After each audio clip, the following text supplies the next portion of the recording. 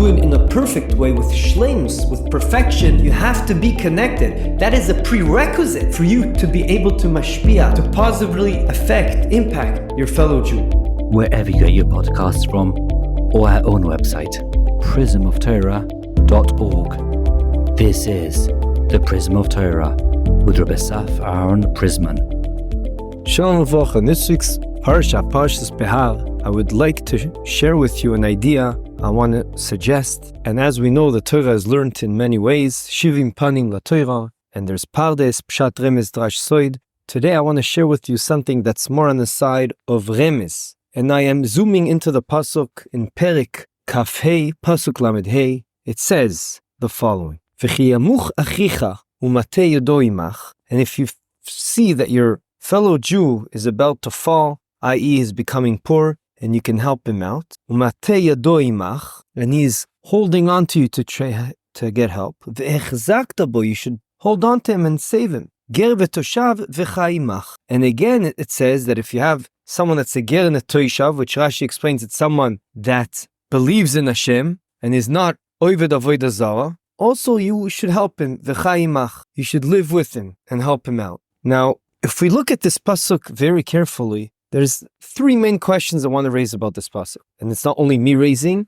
Most of the Farshim ask these questions in different ways and give different answers. For example, there's a lot of duplication going on. First of all, at the beginning, it says, V'chiyamuch achicha imach, which sounds like that there's someone out there, a fellow Jew, that needs your help. It literally means if your brother Jew becomes impoverished. And then it says again, umatei yodo imach, and he's trying to cling on to your hand, he's trying to get your help. That's the same idea. Why is there a duplicate lashon when your friend needs your help and is poor? And then also the second half of the pasuk, there's also duplications. Because first it seems redundant. It says, v'chezakta boy, you should hold on to him to help him. And then it says, v'chayimach, and you should cling on to him and ensure he's going to live together with you and you're going to help him continue living. What's going on? Now the end of the pasuk could have said that's talking about someone else, not your brother that's a Jew, but a ger toshav, someone that is accepted not to do avodah zarah and believes in Hashem. But really, it's the same thing. So just put them all together and say, help him, help them. One lashon, either v'chazakta boy or v'chayimach. Why do you need both? So again, we have two redundancies going on over here. Number one, if your friend needs help, it says it in two different ways. Once it says v'chiyamuch achicha, and then it says umatei yodo. And also on the solution side, when you should help him, it says also v'chazakta boy, and then v'chayimach. Just use one lashon. What is this redundancy on both sides? And another question is, if you think about it, the pasuk could be written without the word imach. What do you mean with you? Just v'chay, help him. What's imach? It sounds like, at the beginning of the pasuk at least I'm talking, it says umatei yodo imach. He's clinging on to your hand. You don't need imach together with him. And again, in the end of the pasuk, it seems like it does fit. But again, it sounds like there's an intrinsic idea behind the word imach, together with you. To prove to you that other mefarshim are bothered with this, you can check what even Ezra says. He has a certain mahalach over here. And so does Or Chaim HaKadosh. To answer all these questions, I want to share with you the following. If you think about it and you go through the different chazals we have, there could be two types of poor people, and hence the redundancy over here. Because we are talking about two different types of people that are poor. The first type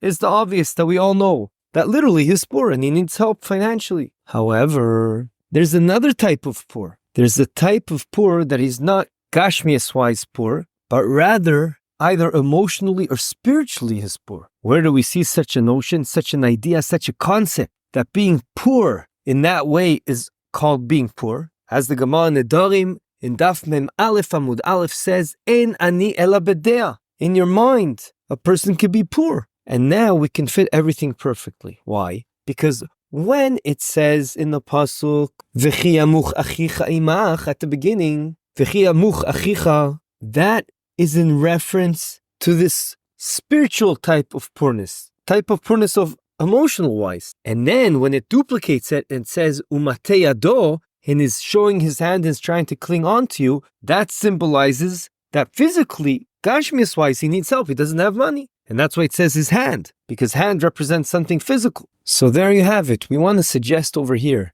that there's a hint that you should help your fellow Jew in two different ways. He could be poor physically, that he doesn't have money and you should help him. But also he could be poor emotionally. He can be poor that he needs your words of chizuk, your smile, your ma'or panim, to show him, yes, I care about you, and to help him. Because sometimes that's way more important than helping someone with money. Helping him with giving him a nice word, helping him out, giving him divrei chizuk to help him elevate him spiritually, etc. But there's more than meets the eye over here. What is this word imach that we said is also redundant? It doesn't really need to be there at the beginning of the pasuk. At the end of the pasuk, it fits there pretty well. But again, it sounds like there's something intrinsic about the theme together, imach, with you. What is that idea? I would like to suggest that no matter what type of poor person this is, spiritually or emotionally or physically, he really needs your help, money-wise, financially. In order for you to help him out, you have to be connected to him. It has to be imach. You have to feel in your heart you're connected to him, and hence he has to feel that you are connected to him as well. You cannot help it. You cannot help another person unless he feels connected to you. If there's no connection, you can't help. Open brackets, it's very interesting that we just said there's a concept of being poor badas. Being poor badas is someone that needs help to mechazik him. He needs a nice word. Emotionally, he needs help. And it's very interesting that that same word, das, in the spheres in Kabbalah, it's connection between two sides of the spheres. Chokhmah is on one side and Bina is on another side. Hence, das is the connector. And we see that also in the Psukim. Adam yada et Chava. He connected to Chava, and that's also das, close brackets. We continue to what we're saying. In order for you to have a positive effect on your fellow Jew and do it in a perfect way with shleimus, with perfection, you have to be connected. That is a prerequisite for you to be able to mashpia, to positively affect, impact your fellow Jew. Where do we see that our sages say such a thing? We go to Bava Basra, Tesamud Beis. It says, when you give money to a poor person, Kol hanoisen puto leani, he gets blessed by Kodesh Baruch Hu by 6 blessings. However, if you tell him a nice word, you get even more than that. You get 11 blessings. There's another chazal brought down in Ksuvah Staf Kuf Yud Aleph on the base that it's better for a person. You're helping your person out more if you're showing him the white of your teeth, i.e. smiling to him, as opposed to if you give him white milk, meaning the white of your teeth, smiling helps him a lot more than if you're just giving him milk. And what's the lamdas over here? What's the explanation? It's very simple, because even if you give physical tzedakah, you give money to this poor person, but he doesn't feel that you're connected to him and you're happy to give him and you're jumping at the opportunity, you're going to make him feel pain. I can see he's giving it to me, but he doesn't really want to give me. And all you're doing is causing him more pain, even though physically you're helping him. And if that's true, when you're giving him something physical, of course, when you're trying to give him something spiritual, if there's no connection, and he won't open his heart to be able to accept from you whatever it is you want to tell him, divrei chizuk, to help him become aware of how he can grow spiritually or emotionally, to help uplift him. If there's no connection, if he doesn't feel the connection in the heart that you really care about him, you're not going to be able to affect him. We now understand very well why the pasuk, HaKadosh Baruch Hu is ensuring to shtup into this pasuk continuously 2 times the word imach, because imach is a prerequisite for this to work, for you to be able to help him. It doesn't matter if you give him physically, you don't want him to feel bad, so he has to feel like you're happy to give him, and that can only happen if he feels that you're connected to him and you really truly care. And of course, also spiritually, though, it will only work that you can affect him in a positive way if he feels connected to you through his heart. But perhaps we can take this idea even a bit further. This idea of imach, when you are connected to another person, then you can affect him in other ways. As Chazal tell us, a very famous Chazal, that a person gets affected by his environment. If you pull him into your environment to be with you, then naturally speaking, he's going to be positively impacted by you, because you're going to make him part of your environment. Just for the mere fact that he's in your environment. As the famous Rambam Hilchos Deis says, Perik Vav Halacha Aleph, the way Hashem created a person is in a way that he will be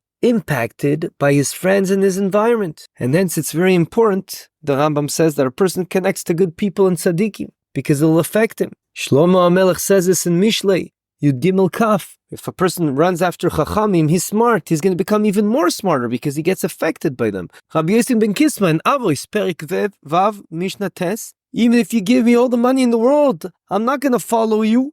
and go live in a place where people don't learn Torah in that place, I'll get affected by them. Hence, the word imach is very basic over here and fundamental and prerequisite. And hence, it precedes the word vechezakta. Vechezakta means you should hold him and help him up. You can only do that if you do imach, and that's why the word imach is right before vechezakta. We learn from here the importance of being connected to other Jews and always trying to see where they're holding and see how you can help them, because there's two types of poor people out there. There's the poor people that really need your help financially, but there's also the poor people, bedas, poor people that can help.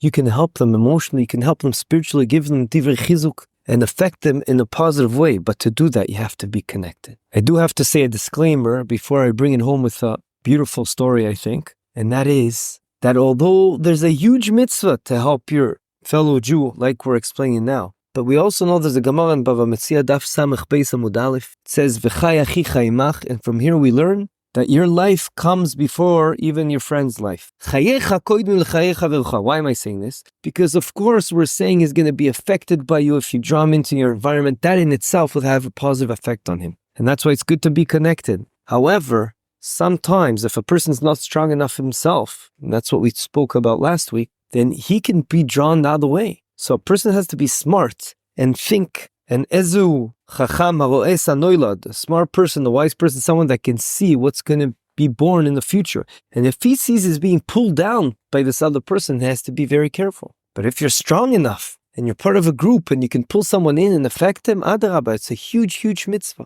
I would like to end with an unbelievable story, and it goes the following. We know HaKadosh Baruch Hu gave us an unbelievable tool, our mouth, that with it we can do incredible mitzvahs, incredible chesed. And during the Levaya of Moshe Feinstein Zatzal, which started off in the States and continued to Eretz Yisrael, Rabbi Yechiel Michel Shmuel Zatzal, who is Rav Moshe Feinstein's nephew, he was in the Levaya, in the funeral, and he said the following: I suddenly saw this woman that looked a bit modern, an American woman, and I saw her, she made sure to be very close to the Mita of Rav Moshe Feinstein, and she's screaming and crying, Rabbi Feinstein, where are you? Where are you? Why did you leave me? This nephew of Rabbi Moshe Feinstein says, I didn't understand. Why is she screaming so much, more than anyone? Why is she taking it more seriously than anyone else? She literally walked all the way to the airport before they flew to Eretz Yisrael. And then when she turned around to start going home, I decided to come up to her,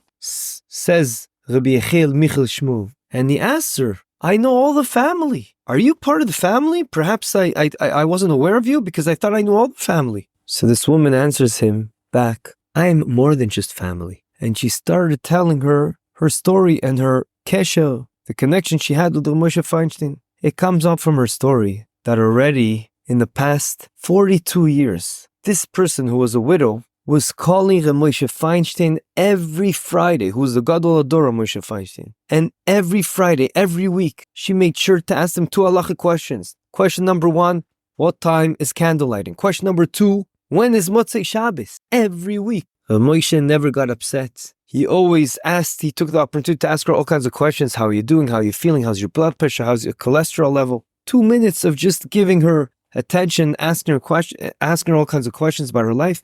And of course, he ended off by always giving her 2 big brachas. You have a good Shabbos, and she have a good week after the Shabbos. And all her friends and acquaintances were very well aware that she has a kesher, a connection to Moshe Feinstein as part of her circle. And right now she's crying and telling this person, who am I going to ask from now on? What time is candle lighting? What time is Motzei Shabbos? Says Rabbi Nachum Stein, who I heard this story from, says, I don't know about you, but if a person would do that to me, okay, one Friday I can handle, a second one, okay, I'll work on my midas. But a third time already, I would say, here's $100, buy yourselves calendars, and over there it says what time Shabbos comes in. However, Rav Moshe Feinstein did not do that. He answered her calmly for 42 years every Friday. He was able to ask her questions about her life. What gave him the koyach? What gave him the energy to be able to do this? Elamai, it's obvious, he understood. In his wisdom, she does not really just need him to tell her what time is Shabbos. She wanted his attention. She wanted the connection. What gave him the koach to do this giving? That's the deep understanding that he's not doing her a favor. She's actually doing him a favor. As the Gemara says, Yoter mima shebal habayis oisei ma'ani, more than what the Baal Habayis is doing for the poor person. The poor person is doing for the Baal Habayis. Because through this action of giving, a person gets closer to HaKadosh Baruch Hu. We're mimicking the way, the midah of HaKadosh Baruch Hu. I'll end off with this idea that a yid is like a letter in the Sefer Torah. Sometimes it's a bit faded, sometimes he's a bit broken, and you see the break. When the Sefer Stam comes to fix it and make it black and fix the letter, does he get upset? Is he going to say, oh no, this is going to take up my time? No, he wears a kittel, he puts a gartel on, and he fixes the letter. When you see a yid is missing something, he's a bit faded, he needs help, he needs you to uplift him. He's a letter in the Sefer Torah. You shouldn't get upset, you should be happy and jump at the opportunity to connect and help him and give him chizuk and bring him closer to HaKadosh Baruch Hu. By doing so, you will get closer to HaKadosh Baruch Hu. Have a good Shabbat. This concludes another episode of the Prism of Torah. Thank you for tuning in today. We hope you enjoyed it and learned something valuable. If you did, please subscribe to the podcast and give a 5-star rating. You can also find this podcast wherever you get your podcasts or our own website, prismoftorah.com, where we have a full archive of all our past episodes. We would like to thank Yona Vefa for the recording equipment and Eli Podcast Productions for handling all our post-podcast productions. Join us next week for another enlightening conversation on the Prism of Torah.